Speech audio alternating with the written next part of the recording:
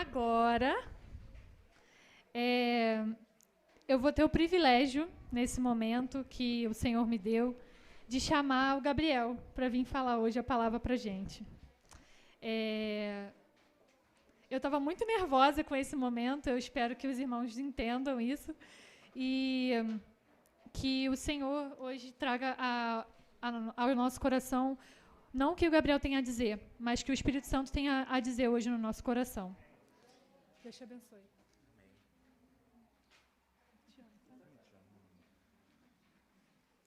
Diante disso tudo, pastor, você escolheu a pessoa errada para pregar, porque a desenvoltura dela eu não tenho. Paz e igreja, amém? Ih, tá muito fraco, vou falar de novo. Paz e igreja, amém? Amém? Me falaram que isso me deixar um pouco menos nervoso. Não funcionou. Mas vamos lá. Então, pessoal, o tema que eu venho trazer para vocês hoje, no agosto, né, da juventude, no mês da juventude, é o tema de 3 protagonistas aqui da minha história. Pedro, João e o mar. Talvez o mar seja um protagonista estranho, né, porque ele não é uma pessoa, mas ele muitas vezes é tratado como um personagem na Escritura, e eu quero trazer para vocês como essas 2 pessoas, Pedro e João, um jovem, né, João mais ou menos tinha, na época de Jesus, uns 15 a 20 anos de idade, e Pedro era um pouco mais velho que Jesus. Pedro, apesar de ser mais velho, ele ainda era intrépido, né? E aí, se eu pudesse resumir a minha pregação em uma única palavra, seria intrepidez, que era uma coisa que tanto João como também Pedro tinha. E isso é muito interessante, né? Porque às vezes o adulto, né, ele vai ficando mais conservador quando vai passando o tempo. Ao invés dele ficar como jovem são, né, intrépido, vou lá, vou fazer, vou acontecer, Pedro era diferente. Mas a forma como Pedro e como João vão tratar na caminhada de Jesus, a captura de Jesus e a crucificação são formas diferentes. Pedro era um machão, eu vou pegar, vou acontecer. Não, Jesus, estou contigo. Você quer lá, pega a espada, corta a orelha dos outros, mas na hora que o bicho pega, ele, vai embora. João, ele também tinha aquele negócio lá, uma vez Jesus foi pregar num lugar e trataram Jesus mal, e aí João falou, Deus, Jesus, né? Falou Deus, né? Jesus é Deus, mas enfim. Jesus, por que o Senhor não acaba com isso tudo aqui, quebra tudo? E aí Jesus fala, não é isso não, calma, João, não é para isso. E se eu pudesse dizer aqui, começando, eu queria que vocês abrissem a palavra do Senhor em João, capítulo 18, Evangelho de João, capítulo 18, do verso 15 ao 16.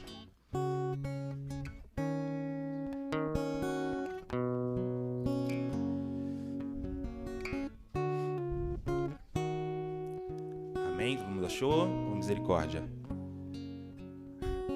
Achou? Beleza. Vamos lá. E Simão Pedro e outro discípulo seguiam a Jesus, e este discípulo era conhecido do sumo sacerdote. E entrou com Jesus na sala do sumo sacerdote. E Pedro estava na parte de fora, à porta. Saiu então outro discípulo, que era conhecido do sumo sacerdote, e falou à porteira, levando Pedro para dentro. Se a gente for continuar aqui o texto de João 18, aqui que vai acontecer a negação de Pedro, onde Pedro nega Jesus Cristo 3 vezes, enquanto João fica com Jesus até a crucificação. A intrepidez de Pedro, ela era limitada. Ela estava limitada porque Pedro começou a querer entender o que estava acontecendo. Muitas pessoas pediram a crucificação de Jesus, ao invés de crucificarem Barnabás, porque elas estavam querendo entender como aquele que seria o Messias. A expectativa daquela época era que o Messias seria um Messias guerreiro, queria vir e destruir o Império Romano, queria trazer um reino de Israel, queria durar 1000 anos, segundo as profecias, e eles não entendiam que o Messias, a expectativa que eles tinham, estava completamente equivocada. Muitas vezes a gente tem essa expectativa equivocada porque a gente tenta procurar entender o que Deus vai fazer, ao invés de seguir o que Deus pede para que façamos.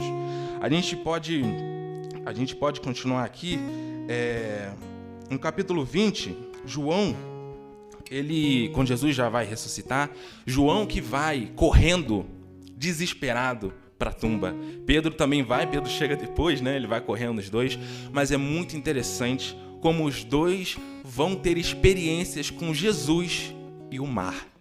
O mar nesse exemplo que eu dei. Mas antes de chegar no mar, eu queria trazer alguns exemplos de personagens bíblicos que eram jovens, aqui trazendo o agosto da juventude, para que a gente possa entender qual é a verdadeira intrepidez, uma intrepidez pautada na sabedoria. Se a gente for olhar, João, ele não estava preocupado no porquê motivos. E essa pergunta, por quê, às vezes consegue parar o nosso progredir na fé. Muitas vezes coisas ruins acontecem conosco, a gente fica desempregado, pessoas que a gente ama partem para o céu, e a gente fica perguntando, por que Deus? Por que o Senhor fez isso comigo? Por que isso acontecendo comigo? Eu não mereço isso. Isso é uma pergunta que a gente não deve fazer, porque a gente não tem como ter essa resposta. Ao invés de a gente começar a perguntar por quê, por que a gente não começa a perguntar para quê? Porque quando a gente começa a perguntar para que fim, a gente começa a ter respostas. Senhor, por que eu estou desempregado? Você não vai saber porque você está desempregado. Senhor, para que fim eu estou desempregado? O que eu vou fazer agora que eu estou desempregado? Agora talvez eu tenha mais tempo para ficar com a minha família, talvez eu tenha tempo de colocar um empreendimento que eu tinha vontade de fazer em prática, eu posso procurar um emprego melhor. Senhor, por que o Senhor levou aquela pessoa que eu amava?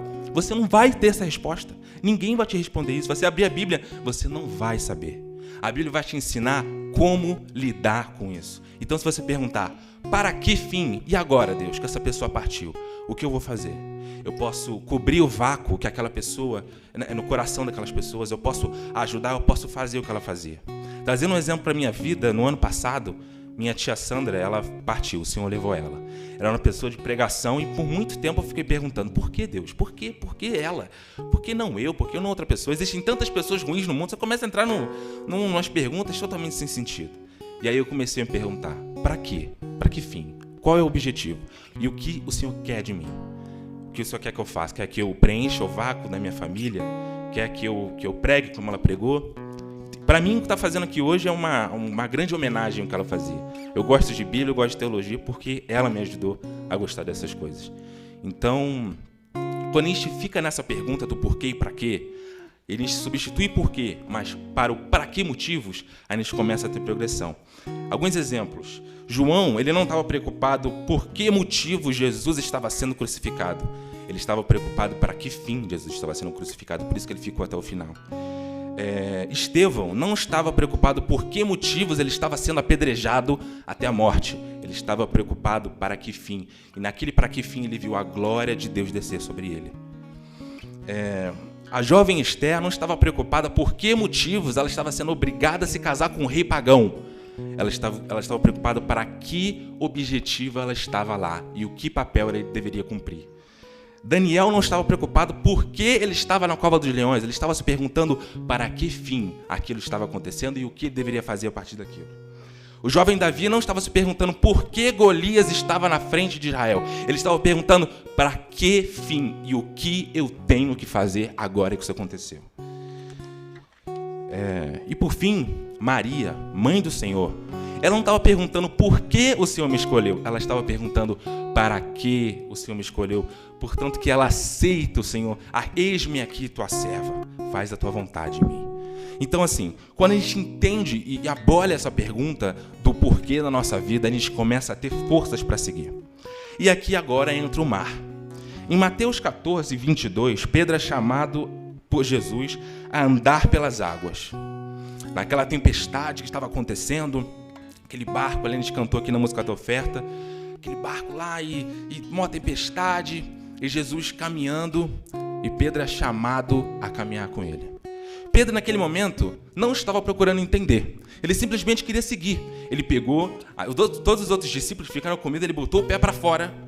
Ele andou sobre as águas até metade do caminho. Até metade do caminho, ele não estava preocupado, tentando entender como aquilo é uma coisa completamente impossível estava acontecendo. Como eu posso andar na água? Se eu entrar na água, eu afundo. Eu sou pescador, trabalho com isso a minha vida inteira. Não faz sentido. Ele não estava perguntando por quê. Mas quando chega na metade, ele começa a perguntar o porquê. Ele começa a ver a tempestade, ele começa a ver o vento, ele começa a parar de ver Jesus e começa a ver as circunstâncias. Ele começa a parar de ver Jesus e começa a ver o mar. E aí ele afunda. E Jesus vai e salva ele. Se a gente for olhar na Bíblia, o oceano, ele tem no Antigo Oriente Próximo, né, que é na região lá de Israel, dos povos pagãos também, todas as histórias de criação da criação do mundo dos povos pagãos, assim como de uma forma semelhante ao que está na Bíblia, existe o oceano primitivo. Às vezes a gente não entende por quê. Por que tem um oceano primitivo nos ritos pagãos, nas religiões pagãs, e na Bíblia também tem? O significado do oceano primitivo para os judeus, quando eles receberam essa tradição de Moisés, vindo da boca de Moisés, tinha com certeza um impacto muito grande. Vindo do Egito, o oceano, ele era o caos, ele era o símbolo do caos. Todas as divindades, todos os deuses, todas as criaturas que viviam no oceano eram criaturas do caos, eram encarnações do caos. Sempre dessa maneira. Na religião egípcia, por exemplo, o deus Ra, que era o deus máximo, ele surge do oceano, né? Ele estava preso dentro do oceano e surge dentro do oceano. Os persas e os babilônicos acreditavam que o mundo começou pelas ondas do caos. E de forma muito inteligente, Deus usa essa cultura para mostrar uma verdade sobre ele mesmo. Diferente do Tiamat, lá, que é o deus pagão que surge do caos, diferente de Ra, que está preso no caos, eu pairo sobre o caos, porque eu estou além do caos, como o meu barco. Pairar, o que é pairar? Andar tranquilamente, ir de forma tranquila. Então o oceano, que é aquelas ondas assim e tal, quando os judeus eles viam a explicação de que Deus pairava sobre o caos, eles viam, meu Deus é muito maior do que o caos. Meu Deus é muito mais poderoso que o caos. Ele paira entre as ondas, isso é impossível. Se eu botar meu barco na onda, ele vai afundar. Mas o meu Deus, ele caminha pelas águas do caos sem nenhum problema. Se a gente olhar o Mar Vermelho, enquanto estava naquele caos, fugindo dos egípcios, o povo desesperado, Deus faz o quê? Deus abre o mar, Deus abre o caos para que a ordem passe para o caminho, para que eles possam passar, para que eles possam chegar no outro lado. Isso acontece em Êxodo 13. Se a gente vê em Jonas 1, o que acontece em Jonas 1? Jonas desobedece a Deus e está naquele caos lá, não sei o que, ele é devorado pelo peixe. O peixe também representa ali uma criatura do caos, mas mesmo assim, Deus usa aquela criatura do caos para quê? Para fazer Jonas sair na praia para poder pregar a palavra do Senhor para os ninivitas. Em Jó 41, nós temos a criatura chamada Leviatã. Não sei se vocês já viram. É uma criatura do caos, uma serpente marítima do caos. Aquilo ali, quando Deus está falando, olha só, Jó, tá vendo a criação? Tá vendo o Leviatã? Eu que fiz o Leviatã.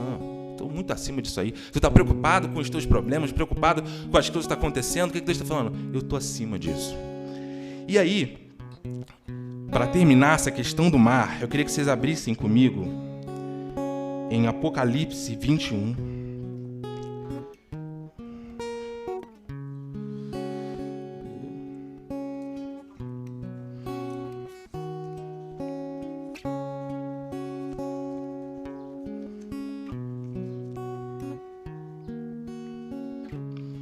Todo mundo achou? Eu falei que João e Pedro tinham experiências com o mar. Você pode estar pensando, pô, mas como assim? Só Pedro que anda pelo mar. Só Pedro que andou pelo mar lá e caiu. Mas, na verdade, essa questão do mar é apresentada para os dois apóstolos. Apocalipse 21, João está vendo uma visão. Deus está revelando para ele coisas que acontecerão no futuro, coisas dos últimos dias. E Deus vai dar também uma experiência para João. A gente vai ler do verso 1 ao 7. Então vi novos céus e nova terra, pois o primeiro céu e a primeira terra tinham passado e o mar já não existia. Vi a cidade santa, a nova Jerusalém que descia dos céus, da parte de Deus, preparada como uma noiva, adornada para o seu marido. Ouvi uma forte voz que vinha do trono e dizia: agora o tabernáculo de Deus está com os homens, com os quais ele viverá. Eles serão os seus povos, e o próprio Deus estará com eles, e será o seu Deus. Aqui, em Apocalipse 21, talvez se a gente não entender o que significa o mar, para o povo judeu, a gente perde completamente o significado maravilhoso dessa passagem. Quando ele diz o mar sumiu, o caos acabou. Acabou a tristeza, acabou o sofrimento, acabou pessoas que você ama indo embora, acabou o seu desemprego, acabou tudo que faz você ficar triste, que faz você sofrer, acabou o caos, agora só existe ordem, agora só existe uma nova Jerusalém. Aqui, de certa forma, em Gênesis, a gente vê a terra emergindo do mar, e aqui a gente vê a nova terra, a nova Jerusalém subjugando o mar e apagando o mar como se o mar não mais existisse. Pedro e João, então, tiveram 2 experiências com o mar. Tiveram experiências diferentes. Enquanto Pedro aprende a confiar no Deus para que ele possa andar sobre as águas, João, ele vê que essa confiança valerá a pena nos fins dos dias, que nós viveremos não mais em caos. Então, se a sua vida está em caos, se o que você está passando é um sofrimento muito grande, se você perdeu pessoas que você ama, se você perdeu o seu emprego, se você perdeu, o seu casamento está em fiasco, se tudo na tua vida está dando errado, o mar vai acabar, o mar vai desaparecer e virá a nós a nova Jerusalém. Aqui vivemos uma promessa junto com Pedro daquela ideia bíblica do já, mas ainda não. Nós já estamos aqui no reino, mas ainda veremos o reino se estabelecer e ter uma nova criação. Então não fica desanimado, não fica triste, porque tua vida está cheia de caos, porque tua vida está dando errado, porque as coisas que você quer fazer não estão dando certo. Tira a pergunta por quê e começa a se perguntar para quê. Porque quando você começar a se perguntar, pensa no teu problema agora, pensa agora naquilo que faz você sofrer. O que você pode fazer a respeito disso agora? Você sabe. Você sabe, eu tenho que fazer aquilo, eu tenho que cumprir esse papel, eu tenho que realizar aquela ação, eu tenho que trocar aquela coisa na minha vida, eu tenho que fazer aquilo. Agora você se perguntar por que aconteceu com você, você não vai saber. Ninguém de nós vai saber, porque é impossível saber. Nós não fomos chamados a entender por que as ondas do caos batem em nós. Nós somos chamados a seguir como Pedro até Jesus Cristo, andarmos até Jesus em confiança, independente do caos. Jesus é aquele Deus que paira sobre as águas. Em Gênesis 1, ele paira sobre as águas. Jesus é o Deus que subjuga o mar e destrói o mar e apaga o mar, para que não tenhamos mais as ondas do caos batendo sobre o nosso barco, para que possamos até o fim da nossa vida caminhar em águas tranquilas. Que Deus abençoe vocês. Amém.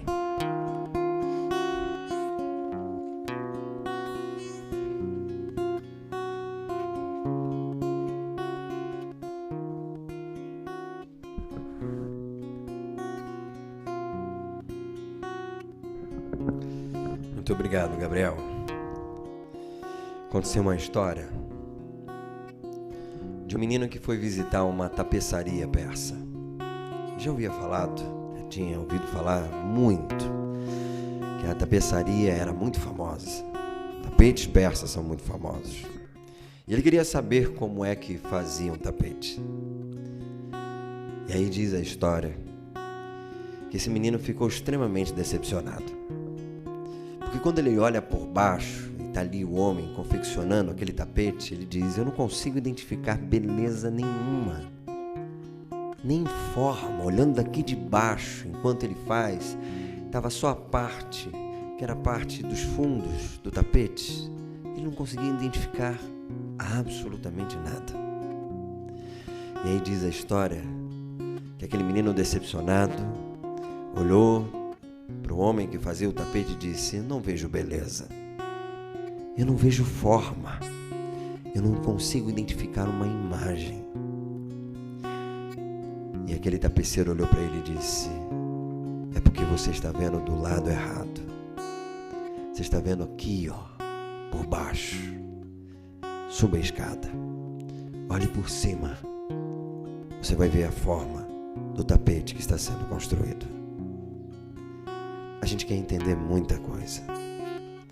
E talvez a gente arranque o cabelo, a gente esperneie, porque a gente não consegue entender por que essas coisas estão acontecendo. Por que você está vivendo o que está vivendo. O Gabriel trouxe para a gente hoje aqui, e eu agradeço muito a Deus pela vida dele, que tem mares que são o próprio caos e você não vê solução. Então eu quero te convidar hoje a olhar o tapete no lugar certo, por cima, pela ótica dele. Talvez você não conseguiu enxergar ainda, porque você não está vendo do jeito que ele viu. Você está vendo por baixo. Que hoje, cirurgicamente, nós sejamos impactados pelo olhar daquele que tem controle sobre todas as tapeçarias da história humana. A história história humana e a tapeçaria da história da humanidade, Ele tem todo o controle sobre todas as coisas. Eu queria te convidar a fechar os seus olhos para a gente orar. O Ministério de Louvor que pudesse estar aqui à frente.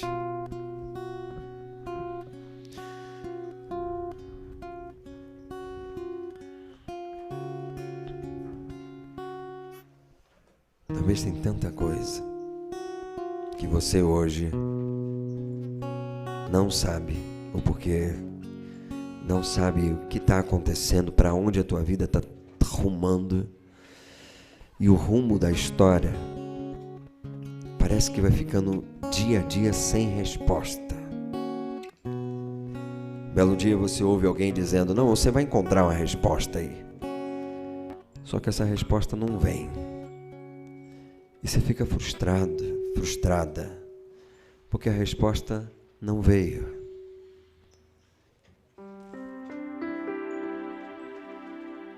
Um dos salmos que mais acalenta o meu coração em tempos de tormenta, e eu sei que você vai lembrar comigo, é aquele que diz assim: aquietai-vos e sabei que eu sou Deus.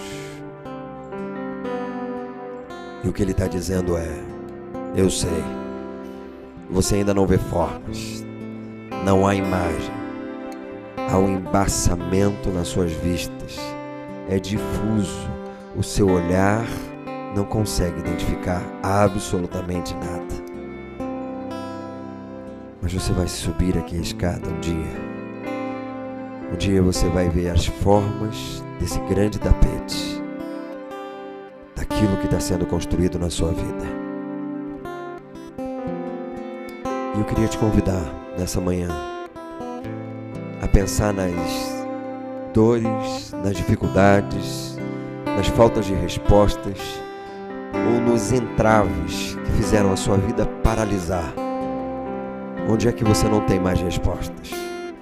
Onde é que você não tem mais nenhum tipo de força para continuar em frente?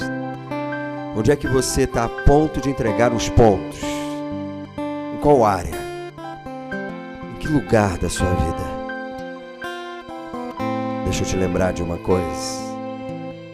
Ele ainda continua abrindo mares. Ele ainda continua fazendo você passar por cima do mar.